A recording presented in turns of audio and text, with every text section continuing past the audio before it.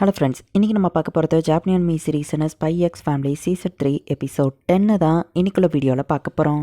இந்த எபிசோடில் யோர் சரக்கடிச்சிட்டு சம்மந்தமே இல்லாமல் காமெடி பண்ணிகிட்டு இருப்பா. அதை டீட்டெயிலிங்காக எக்ஸ்பிளைன் பண்ணுறதுக்கு கொஞ்சம் கஷ்டமாக இருக்கும். ஸோ சில விஷயங்களை கொஞ்சம் பார்த்தே புரிஞ்சுக்கிட்ட ட்ரை பண்ணுங்கள். நானும் முடிஞ்ச அளவுக்கு டீட்டெயிலிங்காக எக்ஸ்பிளைன் பண்ண ட்ரை பண்ணுறேன். சரி வாங்க நம்ம இன்னைக்குள்ள கதைக்குள்ளே போகலாம். இன்றைக்கி நம்ம பார்க்க போகிறது spy x family season 3 episode 10. இப்போ அஸ்டின் அப்படிங்கிற அந்த டீச்சரை தான் காமிக்கிறாங்க. அவர் கனவுலேருந்து பயங்கரமாக கண் முழிக்கிறாரு. அவர் கையெல்லாம் நடங்கிட்டு இருக்கு.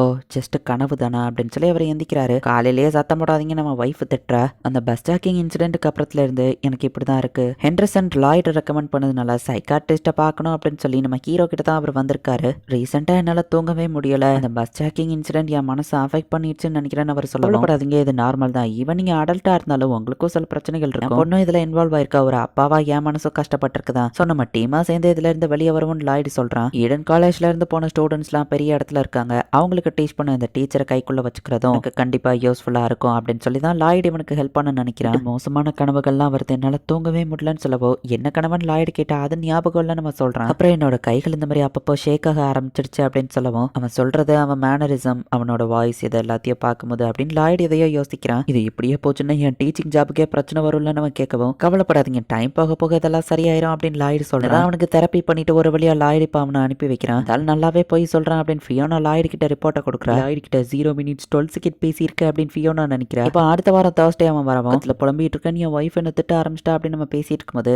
கல்யாணம் முடிஞ்சு எத்தனை வருஷம் ஆகுதுன்னு கேட்டா 20 வருஷம் அவன் சொல்றான். என் ஒய்ஃபை பத்தி பேசுறதுக்கோ ட்ரீட்மெண்ட்க்கோ சம்மந்தம் இருக்கான்னு அஸ்டின் கேட்டா, இங்க வர்றது உங்க ஒய்ஃபுக்கு தெரியுமா நம்ம ஹீரோ கேட்டா, இல்ல தெரியாது, தெரியக்கூடாது அப்படின்னு சொல்லி அஸ்டின் ஒரு மாதிரி பயப்பட ஆரம்பிக்கிறான். பயப்படுறீங்க நம்ம ஹீரோ கேட்கும்போது ஆல்ரெடி அவ என்ன யூஸ்லெஸ் திட்டிட்டு இருக்கா, தெரிஞ்சா என்னத்துக்காகும் அப்படின்னு சொல்லி அவன் பயப்படுறான். ஒரு வாரத்துல உங்களுக்கு தெரிஞ்ச எல்லார்கிட்டயும் நான் பேசிட்டேன். பஸ் சேக்கிங் இன்சிடென்ட்க்கு முன்னாடியே உங்களுக்கு இந்த ப்ராப்ளம் இருந்திருக்கு நம்ம ஹீரோ கேட்கறான். பட் உண்மையும் அதுதான். சேக்கிங்க்கு முன்னாடியே இவனுக்கு இந்த எல்லா பிரச்சனையுமே இருந்திருக்கு. டெய்லி லைஃப்ல நீங்க கொஞ்சம் கொஞ்சமா பாதிக்கப்பட்டிருக்கீங்க, அது உங்களுக்கே தெரியல. பஸ் சேக்கர்ஸை விடவும் நீங்க வேற எதையோ பார்த்து பயப்படுறீங்கல்ல அப்படின்னு கேட்கவும் நீங்க இப்பெல்லாம் ப்ரொடக்டிவாவே இல்ல, உங்களை சீக்ரெட் போலீஸ்ட்ட புடிச்சு கொடுக்க போறேன் அப்படின்னு நம்ம ஒய்ஃப் மறட்டினது தான் அவனுக்கு ஞாபகம் வருது. ஹாஸ்பிட்டல்ல அவன் அட்மிட் ஆனப்ப கூட உங்க புலம்பல நான் கேட்காம இன்னைக்கு நைட் நிம்மதியா தூங்கலாம் அப்படின்னு நம்ம ஒய்ஃப் சொல்லியிருப்பா. இல்ல அப்படின்னு சொல்லி இப்ப அந்த அஸ்டின் கத்திட்டு இருக்கான். என் ஒய்ஃபை பார்த்து நான் ஒன்றும் பயப்படல அப்படின்னு நம்ம சொல்லவும் உங்களுக்கு நடக்கிற விஷயத்த நீங்க ஏத்துக்கிட்டாதான் அதுல இருந்து உங்களால வெளியே வர முடியும்னு சொல்லவோ ப்ளீஸ் எனக்கு ஹெல்ப் பண்ணுங்க டாக்டர் ஃபார்ஜர் அஸ்டின் அழ ஆரம்பிக்கவும் நம்ம ஹீரோவா அவனுக்கு ஹெல்ப் பண்றான். என் ஒய்ஃப் இப்படி நடந்துக்கிறான், நான் எதுவுமே பண்ணலையே நம்ம கேட்கவும் அவன் வெட்டிங் ஆனிவர்சரியே மறந்துட்டான். ஒய்ஃபுக்கு எந்த ஹெல்ப்போ பண்றதுல நைட் ஃபாலோட ரிப்போர்ட் நம்ம ஹீரோ யோசிச்சு பார்த்துட்டு பாருங்க, நானும் என் வீட்டுக்கு போனவனே என் ஒய்ஃப் கிட்ட ரொம்ப கேர்ஃபுல்லா இருப்பேன். அவ ஃபுட் ஸ்டெப்ஸ் அவ கண்ணு மிக்கிறது கூட வச்சு கூட ஒய்ஃப் என்ன மூட்ல இருக்கான்னு சொல்ல முடியும். ஹஸ்பண்டா வீட்டு வேலையெல்லாம் நீங்க பாப்பீங்களான்னு கேட்கவும் இல்லைனா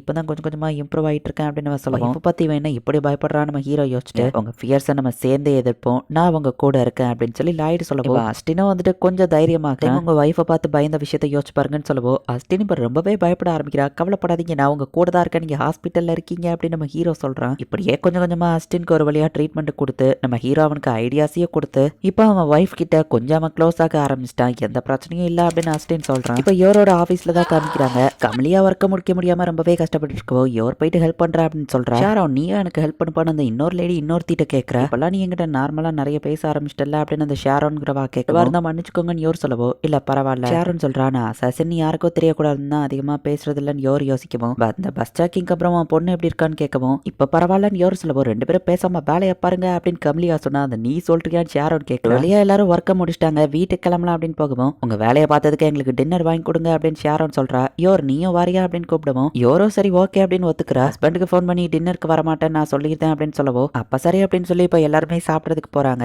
லைட்டா யோர் சரக்கு அடிச்சதுக்கே அவ போதையாகி வளர ஆரம்பிச்சிட்டா. அவன் யோர் உனக்கும் ஹஸ்பண்டுக்கும் எல்லாம் எப்படி போயிட்டு இருக்குன்னு கேட்கவும் நீங்க ஒண்ணு மணி மாதிரிலாம் இருப்பீங்களான்னு கேட்டா வீட்டுல ஒரு குழந்தை இருக்கு அப்படின்னு வா சொல்லவோ ஆமா ஷாரன் உங்க வீட்டுல எப்படின்னு கேட்டா என் ஹஸ்பண்டை விட்டா நான் கொன்றுவேன், அவர் ஓவரா பண்ணிட்டு இருக்காருன்னு சொல்லவோ ஆமா யோர் உன் ஹஸ்பண்டுக்கும் உனக்கும் சண்டை வருமா அப்படின்னு கேட்டா ரிலேஷன்ஷிப்ல சண்டை வர்றதுதான் நார்மல்னு மத்தவங்க சொல்றாங்க. நம்ம ஹீரோ எல்லாத்தையும் பெர்ஃபெக்டா பண்ணியதான் சண்டை போட்டதுக்குலாம் சான்ஸே கிடைக்கல அப்படின்னு யோர் யோசிச்சு பாக்குற. வாய்ப்பே இல்ல, பெர்ஃபெக்டான ஒரு ஹஸ்பண்ட் இருக்கவே மாட்டான் அப்படின்னு சொல்லி அவங்க சொல்றாங்க. இது ரொம்ப நல்லவது அப்படின்னு வா சொல்லவும் எல்லா கல்யாணமும் ஸ்டார்டிங்ல நல்லபடியா தான் போகும், பட் ஆனா அவங்க நம்மளை கண்டுக்கிடவே மாட்டாங்க, மதிக்கவும் மாட்டாங்க. ஹஸ்பண்டைய கையாலேயே கொன்றலாமான்னு தோணும் அப்படின்னு சொல்லி எல்லாரும் கொல்றத பத்தி பேசவும் அதுக்கு அப்புறம் எல்லா பொண்ணுங்களும் அசாசின்ஸா மாறிடுவாங்களா இதை பத்தி என்கிட்ட சொல்லல, யாருக்கும் என் மேல சந்தேகம் வரக்கூடாதுன்னா நானும் என் ஹஸ்பண்டை கொல்லணும்னு தான் நினைக்கிறேன். நான் ஸ்மீட்டா பண்ணா ஆனியாக்கு அது வயிறு கெட்டு போயிரும், அவரை கொடுக்க வேண்டாம்னு சொல்லிடுவாரு அப்படின்னு யோர் சொல்லவோ பட் அதுதானே உண்மை அப்படின்னு மத்தவங்க யோசிக்கிறாங்க. நாங்க நார்மல் ஃபேமிலி டெய்லியும் ஃபைட் பண்ணுவோம், லாய்ட் என்ன என்னையும் கோவப்படுத்திட்டே இருப்பாரு, நான் அவளை கொல்லணும்னு நினைக்கிறேன். யோர் சொல்லவோ, ஓ சரி சரின்னு யாரும் அவளை கண்டுக்கிடல, அவங்களுக்கு எவ்வளவு சந்தேகம் வந்துடக்கூடாது அப்படின்னு இன்னும் கொஞ்சம் சரக்கு எடுத்து வா குடிச்சிட்டு கத்தி எடுத்துட்டு லாய்டை கொல்லலாம் அப்படின்னு வா கிளம்புறா. என் மேரேஜ்ல யாருக்கும் சந்தேகம் வரக்கூடாது, அதுக்காக நான் லாய்டை கொல்ல பெர்மிஷன் பைய வா கேட்குவோம். Very well then. சரின்னு சொல்லிதான். ஸோ இப்போ நம்ம ஹீரோ கூட ஃபைட் பண்ண வா கிளம்பிட்டா. அசாசின் யாரும் கண்டுபிடிக்க கூடாது, ஸோ உங்களை கொல்லுவேன் அப்படின்னு சொல்லி வா குத்தவோ. நான் ஸ்வீட் ஆம்லேட் சாப்பிட்றேன், சண்டை போடாதீங்கன்னு ஆனியா சொல்லுவா அப்படின்னு சொல்லி வா யோசிச்சு, என்னால கொல்ல முடியாது, கொல்றது தப்பு அப்படின்னு வா சொல்லவோ. நீ நல்லாவே பிராங்க் பண்ற அப்படின்னு வா ஃப்ரெண்ட்ஸ் சொல்றாங்க. சரி வா லவ் நெஸ்ட்டுக்கு போக டைம் ஆயிடுச்சு, போயிட்டு வா, போய் கொஞ்சம் கொலாவுங்கன்னு சொல்லவோ. நாங்க அப்படிலாம் பண்ண மாட்டோம்னு சொன்னா, அட்லீஸ்ட் ஒரு கிஸ் ஆச்சு பண்ணுவீங்களேன்னு கேட்டா, அப்பெல்லாம் இல்லைன்னு யோர் வைக்கப்படுறா. கிஸ் பண்றது நார்மல் தான், வெல்கம் கிஸ் நாங்க பண்ணுவோம் அப்படின்னு சொல்லி அங்க இருக்கிற எல்லாருமே சொல்றாங்க. வெல்கம் கிஸ் நார்மலா அப்படின்னு சொல்லி யோர் யோசிக்கிறா. அவ அதை பண்ணுவான்னு நினைக்கிறியா? கண்டிப்பா பண்ணுவா. யோர் ரொம்ப பியூர் அண்ட் இன்னசென்ட்டா இருக்கா. நெக்ஸ்ட் டைம் அவ கூட தான் வரணும், என்டர்டைன்மெண்டா இருந்துச்சுன்னு வா ஃப்ரெண்ட்ஸ் யோசிக்கிறாங்க. ஃப்ரெண்ட்ஸ் கூட டின்னர் எப்படி போச்சு நம்ம ஹீரோ கேட்டா, வெல்கம் கிஸ் நார்மல் தான் அப்படின்னு சொல்லி யோர் யோசிச்சுக்கிட்டு அப்படின்னு வா வெக்கப்பட்டு மயங்கி விழவோ. டக்கு நம்ம ஹீரோ போய் பிடிக்கணும், அவன் கிட்ட வந்து கிஸ் பண்ணிடுவானோ அப்படின்னு சொல்லி லாஸ்ட் டைம் மாதிரி நம்ம ஹீரோவை அட்டாக் பண்ணிடக்கூடாதுன்னு அவ ஜம்ப் பண்ணி பின்னாடி பார்க்க விழுந்துருத்தா. இப்படியே இவங்க ரெண்டு பேரும் கத்திட்டு கிடக்காங்க. அப்பாவோ அம்மாவோ சத்தமா ஃபிளர்ட் பண்ணிட்டு இருக்காங்க அப்படின்னு ஆனியா தூங்கிட்டு இருக்கா. இப்போ ஸ்பேஸுக்கு ராக்கெட் அனுப்ப போறாங்க அப்படின்னு சொல்லி நியூஸ்ல வந்துட்டு இருக்கு. டேமியனோட ஃப்ரெண்ட் அதை பார்த்துட்டு ரொம்ப எக்ஸைட் ஆகிறான். ஏன்னா அவனுக்கு ராக்கெட்ஸ் இந்த மாதிரி விஷயங்கள்லாம் ரொம்பவே பிடிக்கும். பட் டேமியனும் அவளோட அந்த இன்னொரு ஃப்ரெண்டும் அதுல பெருசா இன்ட்ரெஸ்ட் காமிக்க மாட்டேங்கிறாங்க. எங்க ராக்கெட் செஞ்சா அதை வச்சு விளையாண்டுட்டு இருக்கா. நியூஸ்ல அந்த ஸ்பேஸ்க்கு ராக்கெட் அனுப்புறத பார்த்துட்டு இன்ட்ரெஸ்டா ஆனியா இருக்கான்னு சொல்லவும், டெஸ்மண்டோட அந்த ஃப்ரெண்டும் ஆனியாவும் கொஞ்சம் க்ளோஸா பேச ஆரம்பிக்கிறாங்க. இதை பார்த்துட்டு டேமியன் ரொம்பவே கடுப்பாகிறான். நான் பொலிட்டீஷியன் ஆனதுக்கு அப்புறமா 3 மனுஷங்களை அனுப்பி ட்ரிப்பு போக ஏற்பாடு பண்ணுவேன் அப்படின்னு டேமியன் சொன்னா, அவனை யாருமே கண்டுக்கிடல. இந்த இடத்துலயே இந்த எபிசோட் முடியுது.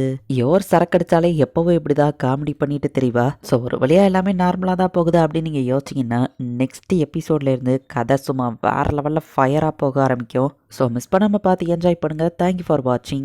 Bye guys. நெக்ஸ்ட் எபிசோட்ல மீட் பண்ணலாம்.